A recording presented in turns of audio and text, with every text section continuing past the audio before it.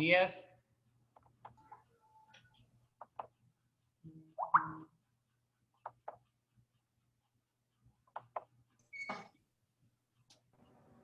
Pero ya mañana es el planning, entonces hoy puedo preparar algo ahí y preguntarme si... Buenos días, jóvenes. Buenos días. ¿Cómo amanecieron el día de hoy? Bien, bien. Qué bueno.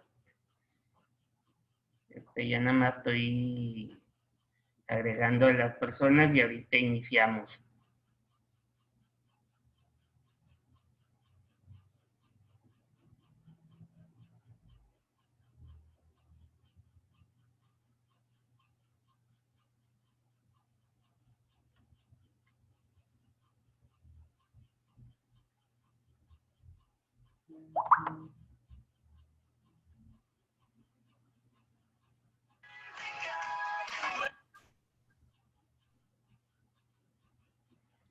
Bueno, ¿alguien me puede decir qué hicimos el día de ayer, por favor? ¿O qué es lo que vimos? Bueno, los puntos que vimos en la clase pasada de Teoría General del Turismo, por favor.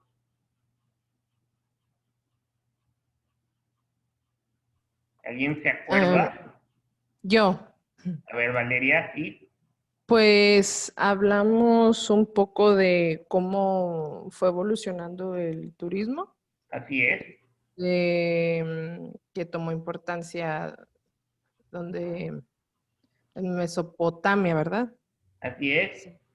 Y luego al final hablamos un poquito de los pueblos mágicos que eran. Ah, ok. Muy bien. Bueno, vamos a seguir con las mismas etapas del turismo. El primero que vimos fue la Edad Antigua, que fue el Neolítico. Luego vimos lo que era Mesopotamia. Ahora, el día de hoy, bueno, hoy vamos a ver Egipto. Egipto fue 3000 años antes de Cristo y 322 antes de Cristo.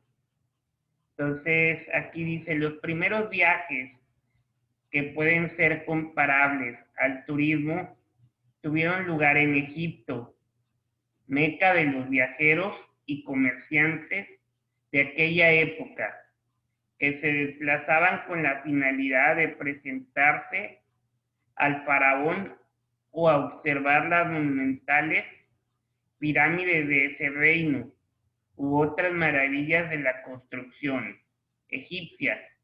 Muchos de estos monumentos llevaban más de 1000 años en este lugar y constituían un fuerte atractivo para la gente poderosa de aquel entonces.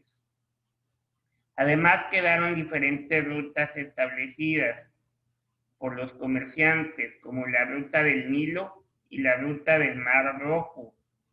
El primer viaje que quedó registrado en la historia fue el organizado por la reina Hatshepsut, la cual fue la sucesora de su esposo, el faraón Tutmosis II. Hacia el 1500 a.C., la reina realizó una magnífica construcción de un templo sepultura en Tebas, el Deir al-Bahari.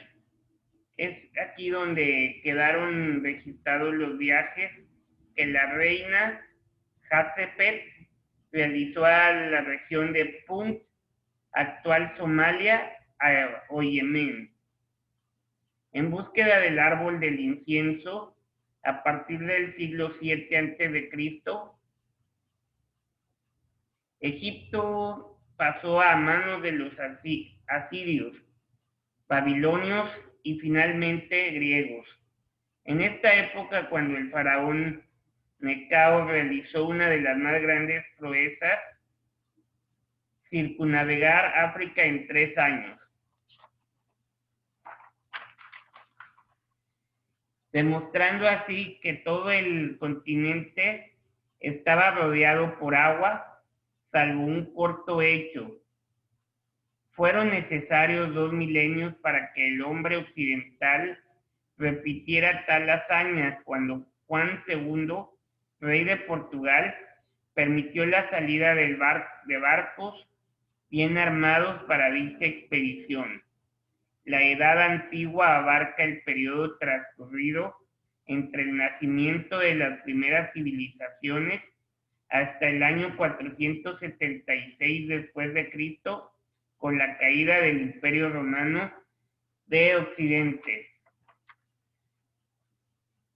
¿Me permiten un segundito, por favor?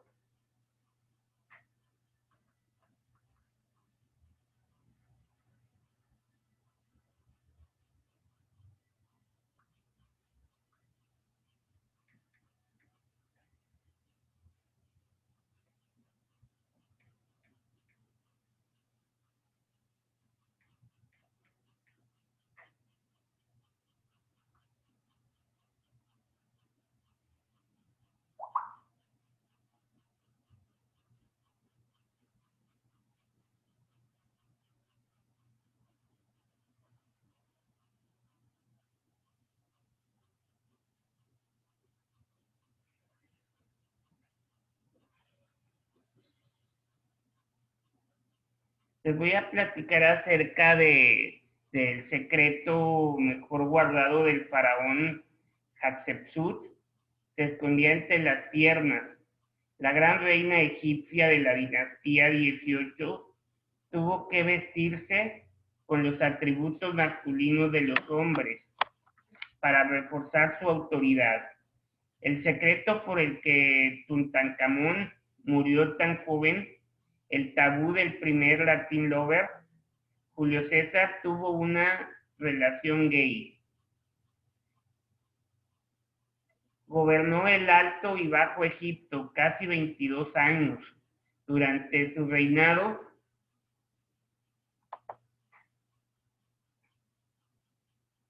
se renovaron y levantaron palacios y templos tan impresionantes como el Deir el Balarí, y le tenía más a caer en el olvido que a la propia muerte, por haber osado proclamarse faraón siendo mujer. Hatshepsut desafió todas las leyes y costumbres del Estado egipcio para materializar sus ambiciones de poder convertirse en la gran reina de la dinastía 18.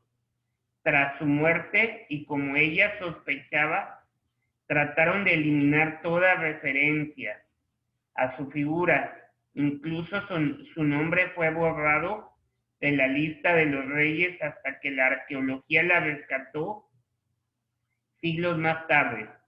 Hija de Tutmosis I y su esposa principal, la reina Amose Nefertari.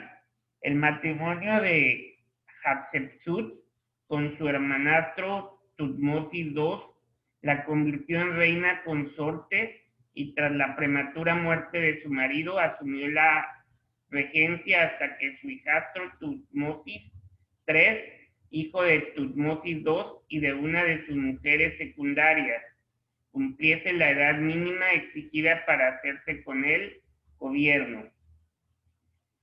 Las creencias religiosas del antiguo egipcio dictaban que el papel de rey no podía ser desempeñado por una mujer, algo que a Hatshepsut no pareció preocuparle demasiado.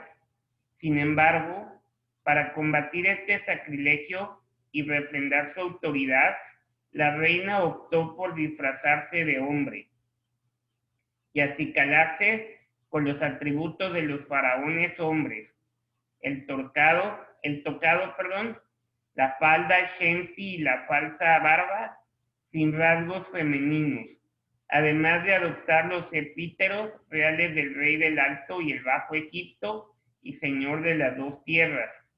Poco después de su muerte, se inició una cruzada para eliminar todo lo que tuviese que ver con la faraona, sus monumentos y estatuas, fueron atacadas y destrozadas, sus títulos e iconografía desfigurados.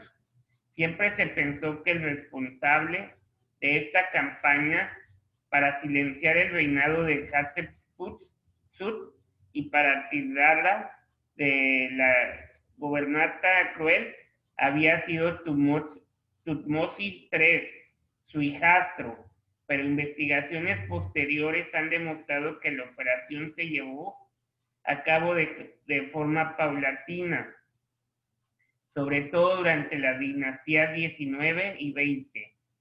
Aunque el arqueólogo Howard Carter halló en 1903 el sarcófago de Hatshepsut en la 20ª tumba descubierta en el Valle de los Reyes, la momia de la reina no estaba ahí adentro. En el 2005, Said Hawass, director de Egyptian Mummy Project, inició una nueva investigación con la que por fin se resolvería el misterio del paradero del cadáver de Hatshepsut. Enfocaron su trabajo en una momia denominada KB60A que había sido desempolvada más de un siglo antes. No tenía ataúd ni tampoco los tesoros que acompañaban a todos los faraones. El cuerpo correspondía con el de una mujer de unos 40 o 50 años, calva y obesa, pero registraba una postura relevante. El brazo izquierdo estaba doblado en la posición típica de las reinas difuntas, aunque al principio no se les prestó demasiada importancia. El hecho de que le falte un molar, que resultó coincidir con otro que a ciencia cierta pertenecía a la faraona, y tras las correspondientes pruebas de ADN, fue la clave para poder confirmar la identidad de la momia. El hallazgo arqueológico anunciado en 2007 fue calificado por algunos como el más importante desde que Howard Carter se topó con Tutankamón en 1922. Actualmente, Hatshepsut es consagrada en una de las salas de momias reales del Museo Egipcio de El Cairo, con placas en árabe y en inglés que la proclaman como Hatshepsut, la reina del hombre de Egipto. Y esta es una imagen, nada más aguántenme tantito para...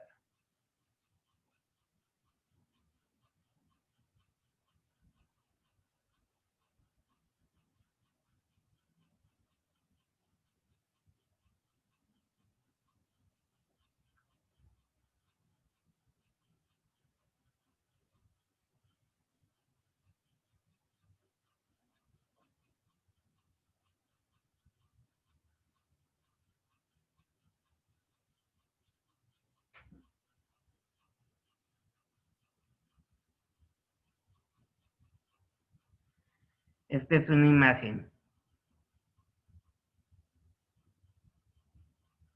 Y se alcanza a ver, ¿verdad? Sí. Ok. Ahora vamos a ver Grecia.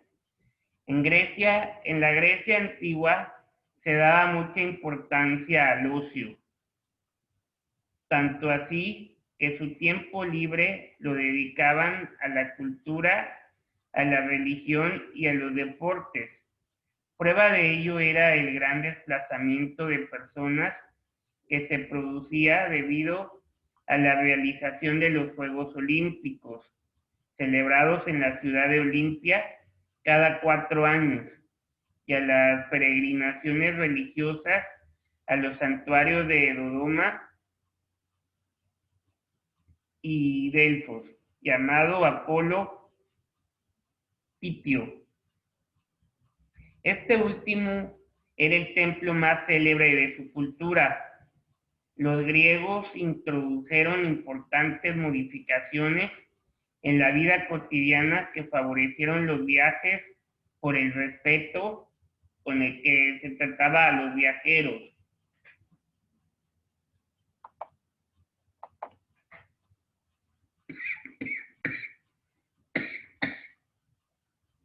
Cuando los viajes se hicieron más seguidos, en los caminos comenzaron a establecerse algunos albergues que daban alimento y abrigo a los viajeros.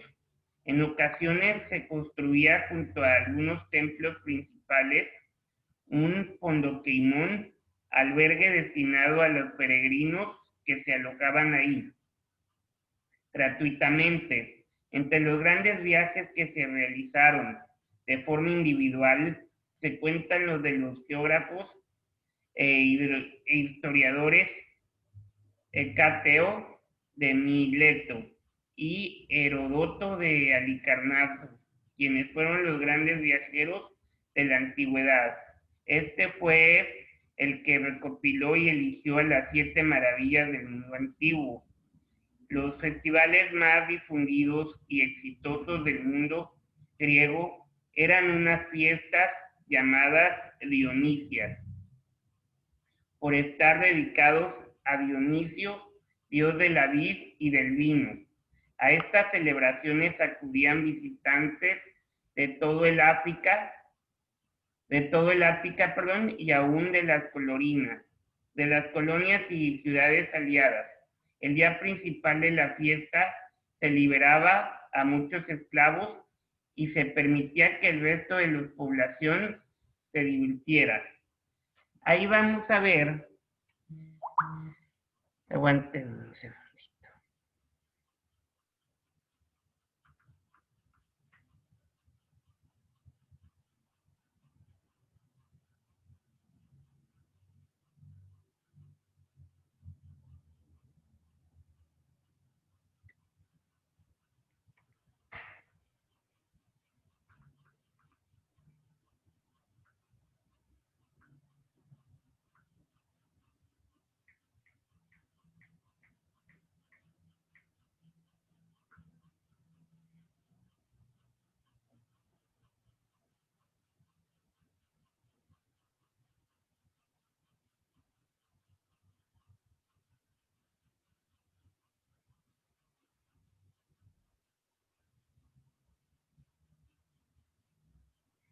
Hecateo, vamos a hablar un poquito de Hecateo de Mileto.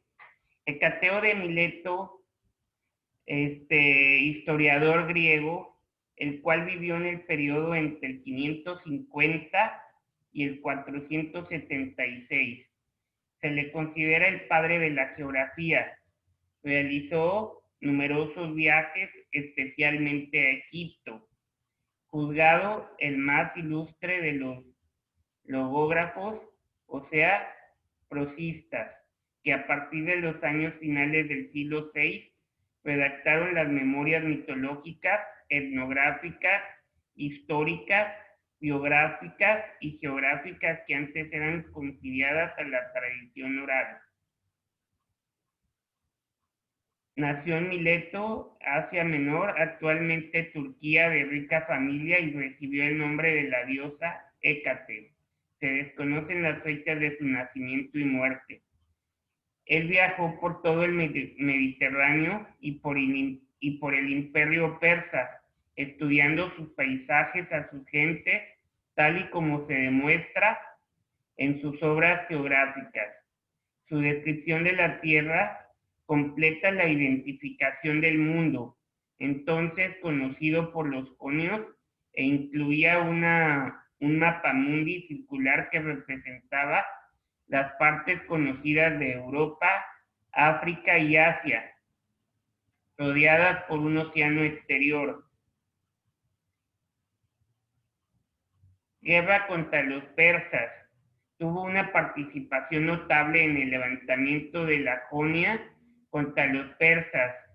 500 años antes de Cristo, indicó el dominio del mar como único recurso para enfrentarse eficazmente con la superioridad persa.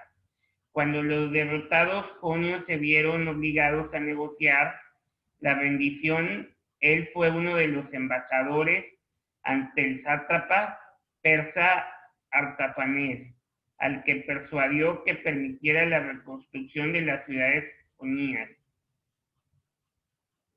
El Ges Periodo se atribuye a Hecateo el Ges Periodo Viajes alrededor de la Tierra, obra de 2 libros, el primero sobre Europa, donde describe uno por cada región visitada. El segundo se trata de Asia, elaborando de manera similar al primero. Estos libros se organizaron en forma de periplo, navegación costera con escalas. Además, escribió igualmente 4 libros de genealogías donde se narraban los orígenes de sus compatriotas y el suyo propio, y analizaba además algunos mitos como el de Hércules. Escepticismo. Hecateo muestra en sus obras un marcado escepticismo. Él no critica los mitos partiendo del propio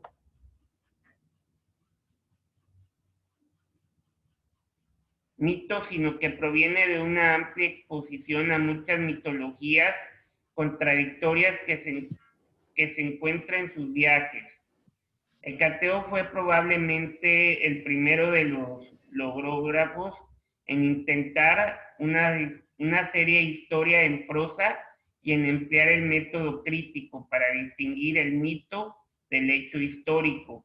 Tuvo una postura racionalista frente a la tradición y la religión. Fue el primer geógrafo científico, quizá por ello se le considera el padre de la geografía.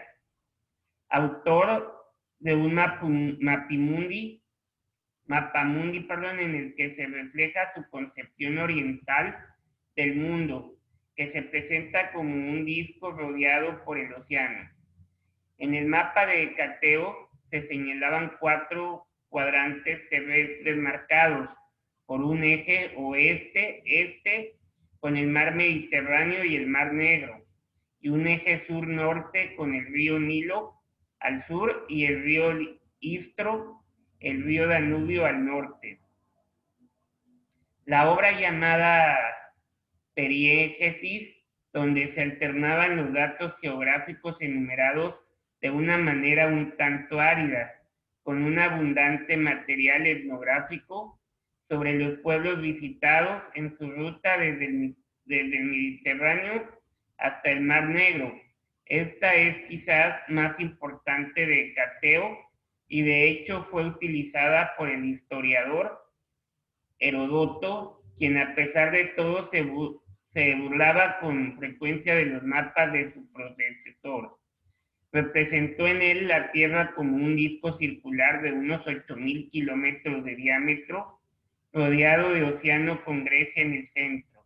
La península ibérica era el fin del mundo conocido, las llamadas columnas de Hércules, el estrecho de Gibraltar.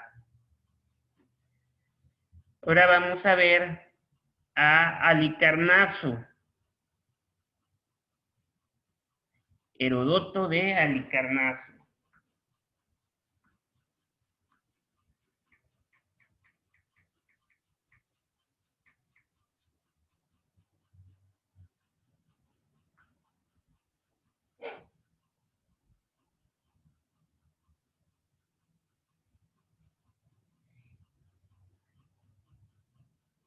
Heródoto nació en Halicarnaso, actualmente Bodrum, pequeña ciudad turca de Asia Menor, en fecha incierta, probablemente hacia el año 484 a.C.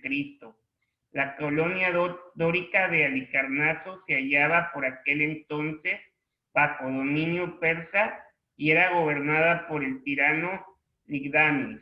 Los padres de Heródoto eran, por consiguiente, súbditos del imperio persa, pero en sus venas corría sangre griega, y de hecho es probable que la familia perteneciese a la aristocracia de Halicarnaso.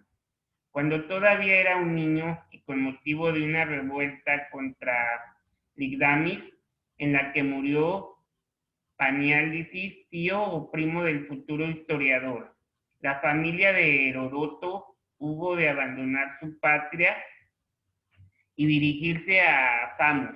Allí pudo Heródoto tener un contacto más estrecho con el mundo cultural. Jonio. Según la tradición, fue en Samos donde aprendió el dialecto jónico, en el que redactó su obra, pero los investigadores modernos han comprobado que este dialecto era empleado también comúnmente en Halicarnaso. Es casi seguro que poco antes del 454 a.C., Heródoto regresó a Halicarnaso para participar en el derrocamiento de Ligdamis, 454 años antes de Cristo, hijo de Artemisa, representante de la tiranía caría que dominaban en aquella época de la vida política de la colonia. La siguiente fecha conocida con certeza de la biografía de Heródoto es la de la fundación en el 444-443 a.C. de la colonia de Turios, junto a las ruinas de Sibaris. No se sabe si Heródoto formó parte de la primera expedición fundadora que dirigió Pericles, pero sí que obtuvo la ciudadanía de la colonia. Algunos de sus biógrafos informan que entre esos 10 años que medían entre la caída de Ligdamis y su llegada a Turios, 454-444, Heródoto realizó viajes por varias ciudades griegas en las que ofrecía lecturas de sus obras. Incluso se dice que recibió 10 talentos por una lectura ofrecida en Atenas, datos que hoy parece bastante improbable, aunque manifiesta la buena acogida que tuvo Heródoto en la ciudad. Su estancia en la Atenas de Pericles le permitió contemplar el gran momento político y cultural que vivía la ciudad. En Atenas, Heródoto pudo conocer a Protágoras, abanderado de la revolución de la sofística, y a Sófocles, el gran poeta trágico que tanto influiría en su obra histórica. También en la época previa a la fundación de Turios, Heródoto hizo aquellos viajes de los que no habla en su obra. Se sabe que estuvo en Egipto durante 4 meses y que después fue a Francia y Mesopotamia. Otro de sus viajes le llevó al país de los escitas. Todos estos viajes estuvieron inspirados por el deseo de aumentar sus conocimientos y de saciar sus ansias de saber, acicate constante del pensamiento de Heródoto. Este aparece a través de su obra como un hombre curioso, observador y siempre dispuesto a escuchar, cualidades que combinaba con una gran formación enciclopédica y erudita. Sus peregrinaciones continuarían después de establecerse en Tunios, donde residió al menos unos cuantos años, si bien se sabe muy poco acerca de esta última etapa de su vida.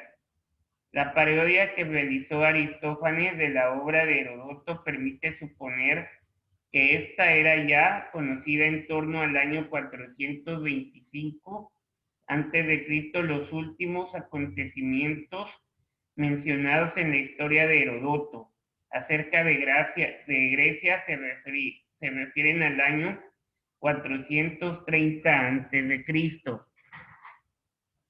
Se piensa que el historiador falleció en Turios entre los años 426 y 421 a.C. A las historias de Heródoto, la obra por la que Heródoto de Halicarnaso mereció el sobrenombre de padre de la historia, no recibió de él ni el título ni la división actual en 9 libros, cada uno de los cuales aparece bajo la denominación de una musa. Procede de los eruditos alejandrinos. Los 5 primeros libros describen los aspectos del fondo de las guerras médicas. Los 4 últimos contienen la historia de la guerra, que culmina con el relato de la invasión de Grecia por el rey persa Jerjes y las grandes victorias griegas de Salamina, Platea y Mícala. Las guerras médicas y sus preliminares son pues el tema de esta primera gran historia narrativa de la antigüedad, pero si se renuncia a la simplificación, hay que advertir que la crónica de Heródoto múltiple y compleja es difícil de resumir. Su finalidad y sus narraciones son varias y muy diferentes entre sí, por lo que en su primer momento cuesta ver el principio unificador de tan diversos materiales. Vamos a hacer una breve pausa aquí. Les voy a decir cuál va a ser el trabajo para la próxima semana. Aguántenme. Vamos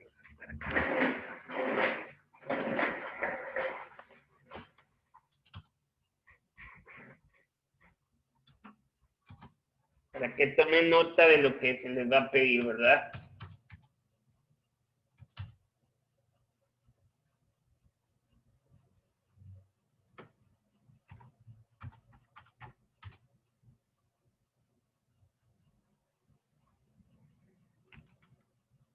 El trabajo se va a entregar el próximo viernes 21 de agosto. ¿Qué es lo que les voy a pedir? Todo lo van a hacer en computadora. Ustedes lo pueden investigar en la computadora y vamos a explicar con sus palabras qué se entiende por turismo.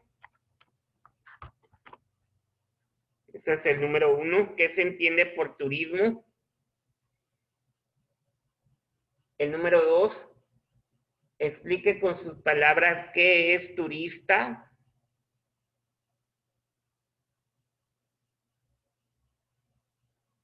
El número 3, explicar con sus palabras qué es excursionista.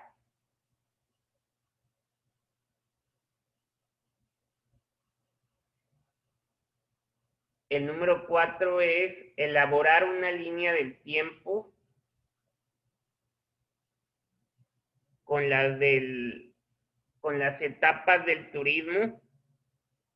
Lo van a hacer como ustedes quieran hacerlo. ¿Ok? Y luego el número 5 es explicar con sus palabras cada una de las etapas del turismo, explicarlos.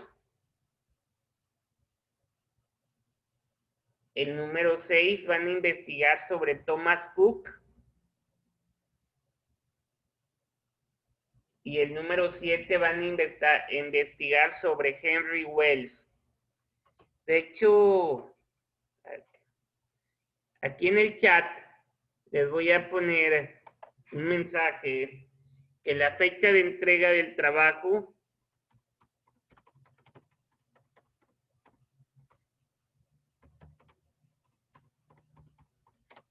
es el 21 de agosto. Durante todo el día lo pueden hacer, ¿verdad? O sea, lo pueden mandar. Y enviarlo a Mauricio y Nancy @prodigy.net.mx.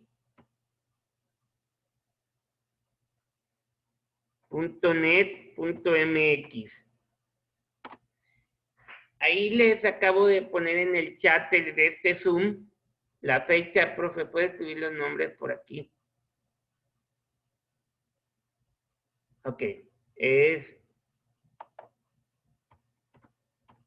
Thomas Cook, Henry Wells.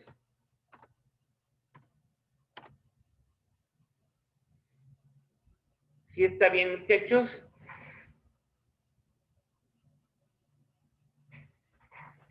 Sí, profe. Ok. ¿Faltó algo o no?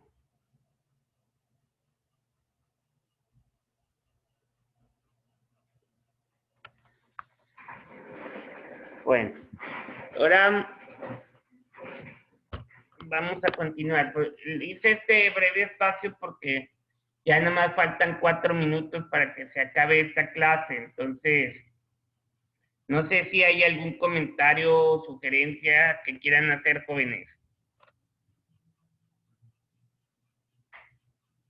¿No? Profe, Sí. ¿se puede hacer en PowerPoint? Sí, como usted quiera hacérmelo, me lo puede mandar, nada más me lo manda a mi correo, claro que sí. Ok. Así Ok, es. bueno, les iba a comentar que bueno, ¿me ibas a decir algo, Carlos?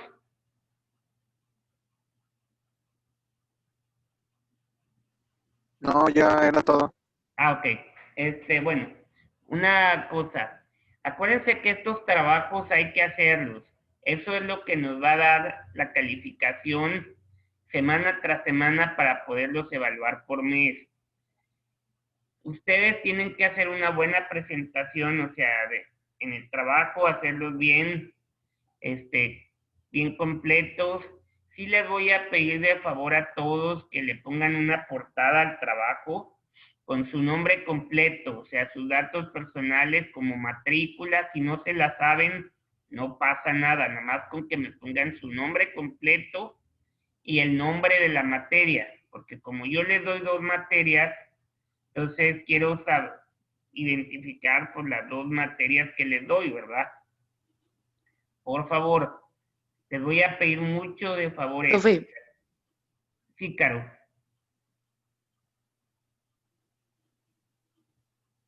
¿podemos hacer la línea a mano? Sí, sí. De hecho, ustedes pueden hacer la línea del tiempo como ustedes quieran, a mano, con dibujos animados, como ustedes quieran hacerlo, ¿verdad? Como ustedes lo quieran representar, lo pueden hacer sin problema alguno. Incluso habrá gente que me diga, maestro, ¿puedo hacer el trabajo a mano? Se puede hacer. Nada más que hay que hacer buena letra.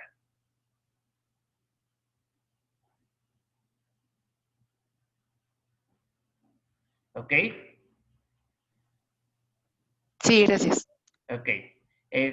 También otra de las cosas que les voy a pedir es investiguen bien todo, saquen la mayor información posible. Se le está dando pues, un poquito más de una semana para entregarlo, entonces pues, tiene que ser un buen trabajo, ¿verdad? Porque yo quiero que todos saquen 10 en mi materia. Pues nada más depende de ustedes cómo lo entreguen.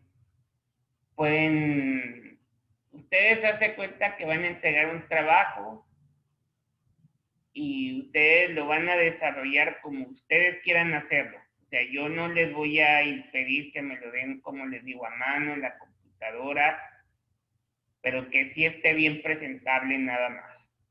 Es lo único que les voy a pedir. Pueden agregar dibujos, lo que ustedes quieran, fotos, no sé, imágenes, todo lo que ustedes quieran poner, es válido, es bienvenido todo eso, ¿verdad? Entonces, no sé si hay alguna duda o comentario que quieran hacer.